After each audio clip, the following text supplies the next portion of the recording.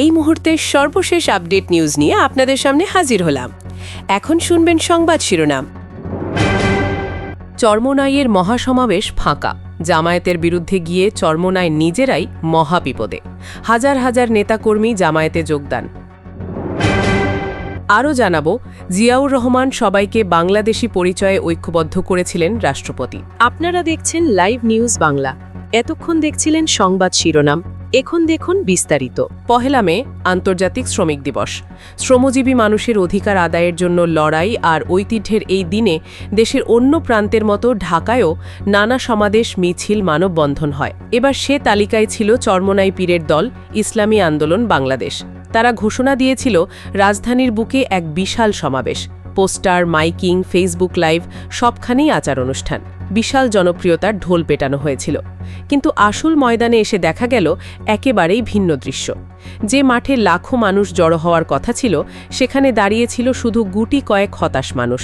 মাঠ ফাঁকা, নেতারা হতাশ, কর্মীদের চোখে মুখে অদ্ভুত নিস্পৃহতা। কথায় কথায় অন্যদের ব্যর্থতা নিয়ে হাস্যরস করার লোকগুলোর নিজেদের ব্যর্থতা এভাবে সামনে এসে পড়বে ওরা বোধহয় ভাবেনি। বাংলাদেশের রাজনীতিতে অনেক দিন ধরেই চরমোনাই পীরের দল প্রচার করে এসেছে তাদের বেশ জমি মজবুত। বাস্তব চিত্র বলছে সেই জমির মাটিও তারা ধরে রাখতে পারেনি। কিন্তু আমাদের রাজনীতির চিরচেনা কাহিনী, কেউ কখনো প্রকাশ্যে নিজেদের দুর্বলতা স্বীকার করে না।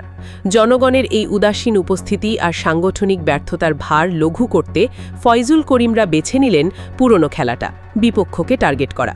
এবার তাদের মূল টার্গেট ছিল না আওয়ামী লীগ, না বিএনপি, সরাসরি ঢিল ছুড়লেন জামায়াত শিবিরের দিকে।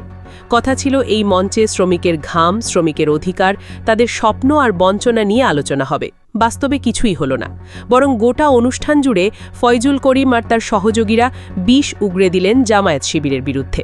বক্তৃতার পরে বক্তৃতা, অভিযোগের স্রোত, আর মূলধারার বেশিরভাগ মিডিয়া তাতেই মশগুল হয়ে গেল, যেন এটাই ছিল শ্রমিক দিবসে তাদের একমাত্র এজেন্ডা। ফয়জুল করিমও কোনো রাগঢাক করেননি, বললেন ইসলামী আন্দোলন বাংলাদেশ কখনো গোপনে রাজনীতি করে না, মানে জামায়াতকে বিদ্ধ করাই হলো মূল উদ্দেশ্য। তিনি অভিমানে বললেন, আমরা ইসলামের জন্য জোটে গিয়েছিলাম, ইসলামের জন্যই বেরিয়ে এসেছি। সোজা সাপটা দাবি, তারা জনগণকে প্রতারণা করতে পারে না, গদিতে টিকে থাকতে ইসলামী আদর্শ জলাঞ্জলি দিতে পারে না।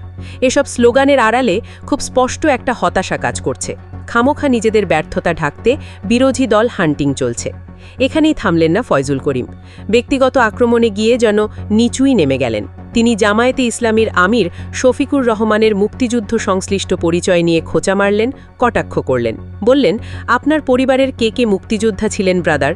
কোথায় যুদ্ধ করেছেন, কোথায় শহীদ হয়েছেন, সব পরিষ্কার করেন। এমন একটা দিনে যখন দেশের কোটি মানুষ দুশ্চিন্তায়, বেকারত্বে, লোডশেডিংয়ে জর্জরিত, তখন তার মূল মাথা ব্যথা আমির জামায়াতের পরিবারের অতীত খুঁজে বের করা। এই দৃশ্য খুব পরিষ্কার। চরমোনাইয়ের দল এখন জনবিচ্ছিন্ন, সংগঠন প্রায় মৃত। সামনে এগিয়ে যাওয়ার কোনো দৃশ্যমান শক্তি বা যুগান্তকারী ভাবনা নেই। তাই তাদের প্রায় সম্পূর্ণ মনোযোগ এখন জামাত শিবির বিরোধিতায়। আজকের সমাবেশে কার্যত এর চেয়ে বড় কোনো খবরই নেই। বিশ্লেষকদের চোখে এটা কোনো আকস্মিক ঘটনা নয়। সাম্প্রতিক ভোট, রাজনৈতিক অস্থিরতার আবহে জামায়াতের বিরুদ্ধে এমন ক্রোধ, কটাক্ষ, বর্ণনা আসলে কোনো কৌশল। 15 দিন আগেও যাদের নিষ্পাপ বা নিরপরাধী বলে গলা ফাটিয়েছিল চরমোনাই, আজ হঠাৎ তারা জামাত শিবিরকে ইসলামের শত্রু বানিয়ে ফেলেছে। এখানে অবশ্যই কোনো রাজনীতির স্বার্থ লুকিয়ে আছে। কোন আদর্শ, কার সাথে খেলা, এগুলো এখন পুরোপুরি ধোঁয়াশায় আটকে গেছে। রাজনীতির মঞ্চ মানেই সরাসরি লড়াই। এখানে আর আদর্শ নিয়ে কেউ বেশি কিছু ভাবে বলে আমাদের মতো জনগণও আর বিশ্বাস করে না। ষড়যন্ত্র, নাটক, দলবদর আর ব্যর্থতা ঢাকতে এই ফাঁকা মাঠ আর লজ্জার সমাবেশ বাংলার মানুষ ভালোই পড়ে নিতে শিখে গেছে। পর্বার আসলে দুটো ভয়াবহ রাজনৈতিক খেলা চলছে। একদিকে দলে ভাঙন, অন্যদিকে অস্তিত্বের ভয়। ইসলামী আন্দোলন বাংলাদেশের এই হঠাৎ ক্ষোভ আর আগ্রাসনের পেছনে ঠিক এই দুই কারণেই বিরাজ করছে। গত নির্বাচনে ভরাডুবির পর দলের ভেতরে ভীষণ হতাশা কাজ করছে। এতদিন চরমোনাই পীরকে অন্ধভাবে অনুসরণ করা কাউমি জনগণ হঠাৎ করে বুঝে গেছে বাস্তবতা আর আগের জায়গায় নেই। চরমোনাইয়ের রাজনীতিতে কোনো সুস্পষ্ট লক্ষ্য নেই, কোনো গতি নেই, আর ওদের দিয়ে দেশের ক্ষমতা বদলানো তো দূরের কথা, বড় কোনো ইসলামী ঐক্যও সম্ভব নয়। এই হতাশার সুযোগে চরমোনাইয়ের বহু কর্মী আর মেধাবী কাউমি তরুণরা দলবদল করছে। তারা এখন বাংলাদেশি জামাতি ইসলামীর দিকে টানছে। ইসলামী ছাত্র শিবিরেও যোগ দিচ্ছে পাল্লা দিয়ে। ফলাফল হিসাবে চরমোনাইয়ের দলে ব্রেন ড্রেন শুরু হয়ে গেছে। হাজার হাজার মুরিদ আর কর্মী হারিয়ে গেছে। এই সংকট চরমোনাইয়ের শীর্ষ নেতাদের যেন কাঁদিয়ে তুলেছে। নিজেদের ঘর ফাঁকা দেখে তারা মরিয়া হয়ে উঠেছে। নোংরা খেলায় মেটেছে, জামাত শিবিরকে ইসলামের শত্রু প্রচার করছে, যাতে যেসব কর্মী বাকি আছে তাদের ধরে রাখতে পারে। একেবারে আত্মরক্ষার লড়াই চলছে। দ্বিতীয় যে ব্যাপারটা, সেটা আরও বড় ভয়ের, ক্ষমতার লোভ আর বিএনপির গোপন পরিকল্পনা। আওয়ামী লীগের বিকল্প ভাবতে গিয়ে বিএনপি চরমোনাইয়ের দলের ওপর বাজি ধরেছে। রাজনৈতিক বিশ্লেষকরা দেখছেন, চরমোনাইয়ের কিছু শীর্ষ নেতা সরাসরি বিএনপির বি টিম হয়ে গেছেন। বিএনপি মহাসতর্ক থেকে চরমোনাইয়ের নেতাদের ভবিষ্যতে নির্বাচনে প্রার্থিতার প্রলোভন দেখাচ্ছে। পুরনো কৌশল দেখিতেই পাচ্ছেন। আগেরবার জমিয়েতে ইসলামীকেও আসন দিয়েছিল তারা, কিন্তু সেখানে বিদ্রোহী প্রার্থী দাঁড় করিয়ে একটাও জিততে দেয়নি। একই কৌশলে তারা চরমোনাইকে ফাঁদে ফেলেছে। এভাবে বিএনপির টোপ গিলতে গিলতে চরমোনাইয়ের নেতারা এখনও নিজেরা বুঝতে পারছে না তারা কতটা অপমানজনক কাজ করছে। বিএনপিকে খুশি করতে এখন জামাতকে নিশানা বানাচ্ছে। নিজেদের একমাত্র ইসলামী শক্তি প্রমাণের এই প্রতিযোগিতার মধ্যে তারা নিজেদের চরিত্রটাই হারিয়েছে। মানুষ আর তাদেরকে আগের মতো নিষ্ঠাভরে বানে না। এমনকি তাদের ধর্মান্ধ অনুসারীরাও এখন স্বপ্ন দেখছে নতুন ইসলামী ঐক্যের। তারা বুঝতে পারছে চরমোনাইয়ের কথার খোলস ফাঁকা।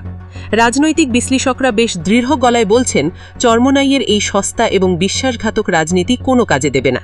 সাধারণ মানুষ এখন অনেক বেশি সচেতন। তারা জানে ইসলামী লেবাস পরে যারা আসেন তাদের সবাই সত্যিকারের নিরাপদ নয়। চরমোনাইয়ের দল আসলে নির্বাচনের সময় ধর্ম ব্যবহার করে ফায়দা লোটে, এরপর আবার নিজেদের জীবন সাজায়, আরাম আয়েশ করে, মুরিদদের কাছ থেকে টাকা তুলে নিজেদের বিলাসবহুল ভবনে বাস করে। ফয়জুল করিমের এই নাটকীয় দ্বন্দ্ব সৃষ্টিকারী বক্তব্য হয়তো কিছুদিন মিডিয়ায় আলোড়ন তুলবে, কিন্তু সত্যি বলতে এতে তাদের সমস্যাই বাড়বে। কারণ কাউমি তরুণরা, সাধারণ মানুষ, এরা একে একে চরমোনাই প্যাক করছে, জামাতি ইসলামীতে চলে যাচ্ছে। এই ধারা চললে খুব বেশি দেরি নেই, চরমোনাইয়ের দল মানচিত্র থেকেই মুছে যাবে। আগামী দিনের রাজনীতিতে বিভাজন নির্ভর পীরতন্ত্রের কোনো স্থান নেই। সবাইকে এক সাম্যবাদী শক্তিশালী ইসলামী দলেই শেষ পর্যন্ত একত্রিত হতে হবে। চরমোনাইয়ের নেতারা যদি এখনও না বোঝেন সময় ফুরিয়ে যাচ্ছে, তাহলে ভবিষ্যতে ভোট বাক্স ফাঁকাই থাকবে। জনগণ যখন কাউকে মেনে নেয় না, সস্তা প্রোপাগান্ডা আর চলে না। ভোটের মাঠে জনশূন্যতা মানে এক ভয়াবহ সংকেত। এর মধ্যেই তাদের ভিতগুলো নড়ে গেছে। সত্যের মুখোমুখি দাঁড়াতে না পারলে সেই সংকেতই শেষবারের মতো তাদের বিদায় ঘণ্টা বাজাবে।